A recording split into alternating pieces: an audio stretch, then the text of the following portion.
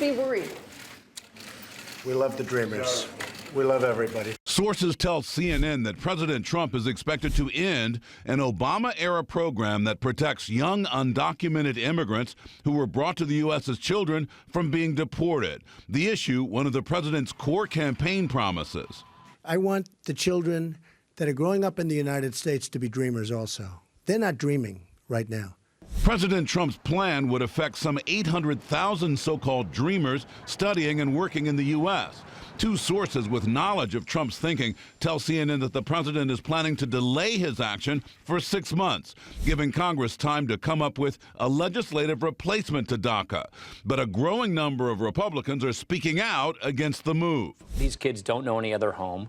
I think there's a humane way to fix this. I think President Trump agrees with fixing this, and it's got to be up to the legislature. There are 800,000 DACA kids who were brought across the border. The median age, I think, is 6 years old for those 800,000 when they came across the border. They should not be punished for the sins of their parents. Senator Bernie Sanders says ending the program would be one of the ugliest and cruelest decisions ever made, while Republican Congressman Steve King praised it as a chance to restore rule of law. We are going to deal with DACA with heart. I have to deal with a lot of politicians, don't forget. And I have to convince them that what I'm saying is right.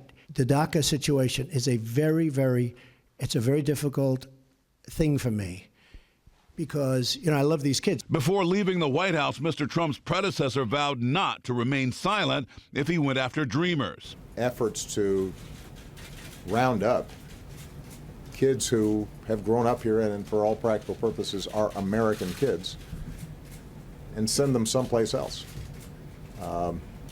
when they love this country. Getting an outcome on DACA has been made all the more urgent due to a threat by 10 attorneys general to take the case to court if there's not a decision from the administration by tomorrow, September 5th. There are no events so far on the president's public schedule today.